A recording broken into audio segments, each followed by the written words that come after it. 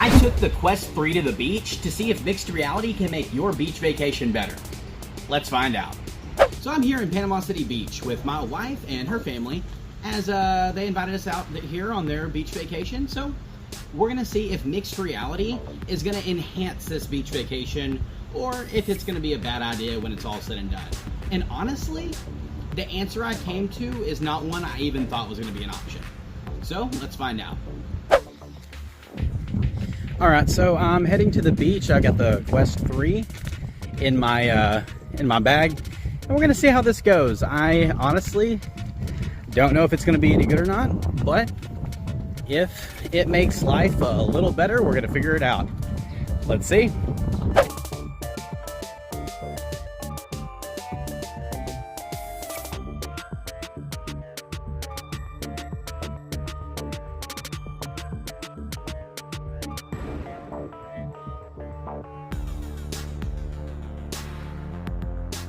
So there's 4 big things I wanted to try on the beach in mixed reality that I think might be kind of some of the best options for anyone looking to try this out.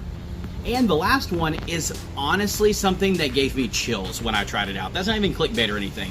It was the coolest experience, and I had to get my wife to try it. It was so neat. But the first one was also really nice, and it's Xbox Cloud Gaming.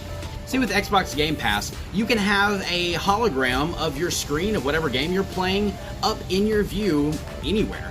And so I'm sitting out on the beach under a nice little shade. I've got my controller and Xbox going while I'm just enjoying the waves, enjoying the sun. It's really, really nice.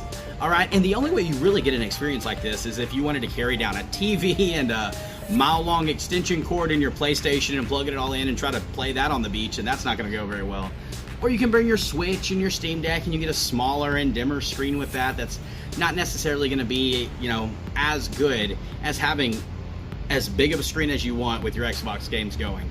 Honestly, there's nothing else that would compare to it, and I had a really good time playing Xbox.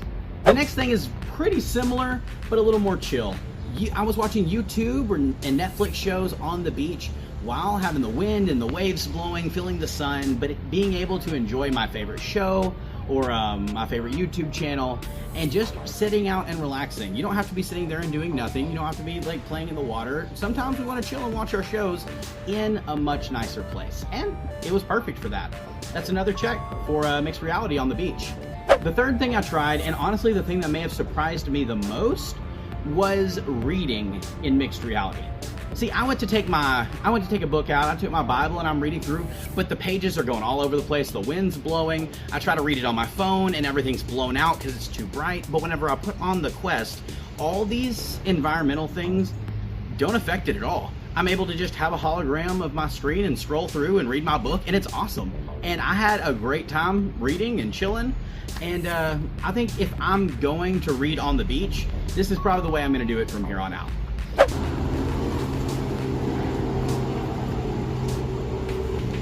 Letting a helicopter pass. But now the last thing, and probably the craziest thing, was Supernatural on the beach. For those of y'all who don't know, Supernatural is a VR and mixed reality workout app. See, you can box and work out while dodging other obstacles flying at you and things like that, and it's super fun and a really good workout. But one of the big key factors of it is you get to be in these beautiful virtual environments.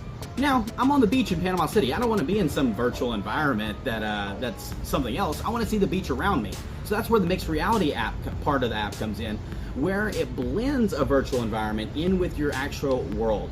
And it was so cool when we started it. I started in a beach virtual environment that blended perfectly with my view around me, and it was gorgeous. And so I was just doing this workout and playing this game in mixed reality on the beach in the sand. It felt like the way it was meant to be played, and it was gorgeous, and it was so cool. I had to show my wife and let her get to check it out, because it was just maybe the best experience I've had with any virtual or mixed reality thing. And the fact that they blended together, it just made you feel like everything was so much more real. But now, as cool as all of these things were, there's definitely downsides, and a lot of them when you're using the Quest 3 on the beach. First of all, you have to worry about breaking the thing.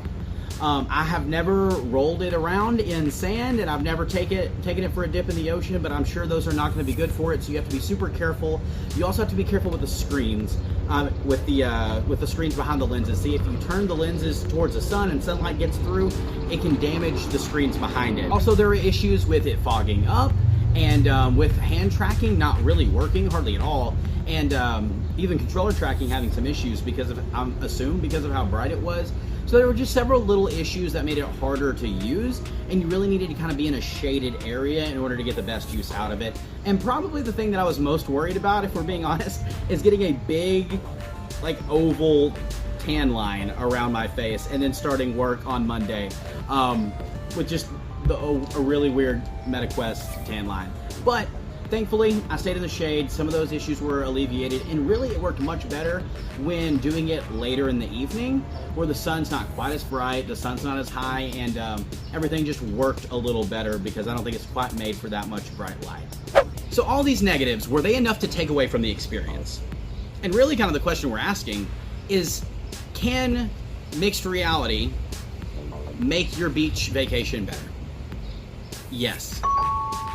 But not for the reasons that you may think. Honestly, not for the reasons I've talked about in this video at all. I realized that when I went out on the beach, I was never really fully comfortable using the Quest. There's just too many things that can mess it up, too many flaws, too many hiccups. It's not really made for that. But every time I put it on, everyone around me was interested. Every time I put it on, the kids wanted to come see what was going on. The parents were asking about it. They've never seen something like that before. The kids wanted to, and the most important part, everybody wanted to try it out. And that was probably the coolest thing on this trip, is we got to go back inside and play a mixed reality game. We played First Encounters together, and the kids got to try something like this for the first time, and they loved it. It made for an amazing night. When we were talking about the different things that have happened on this trip, the thing that they're probably most excited about, or making the top 3, was the fact that they got to try the Quest 3.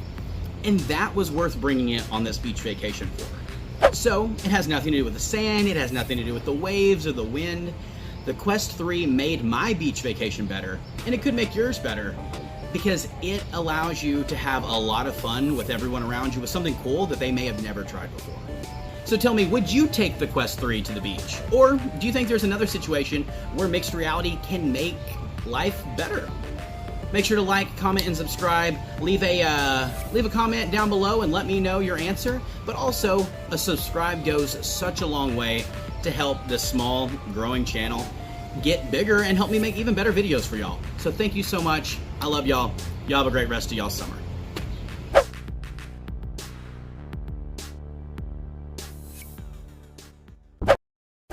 What? Subscribe.